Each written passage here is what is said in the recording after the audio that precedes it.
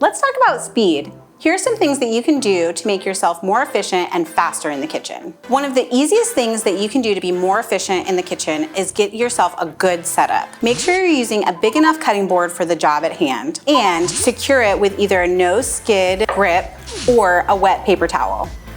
Grab the pantry items that you use most frequently so you don't waste time running back and forth. Olive oil and 2 different types of salt are a great place to start. You can also have a pepper grinder at your station. A clean kitchen towel or paper towels nearby will keep things tidy. A sharp knife will make you instantly faster. If you're doing a lot of chopping, grab a big bowl to throw your scraps in.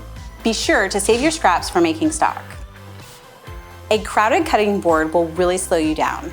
When you're finished chopping, move veggies from your cutting board to a plate until you're ready to cook them. This bench scraper is very handy for moving prepped veggies.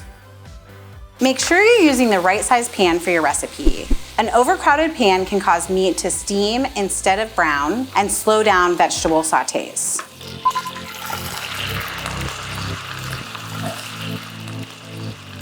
Let's take a closer look.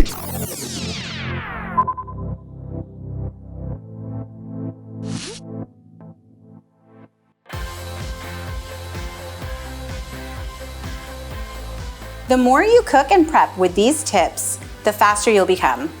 Thanks for watching.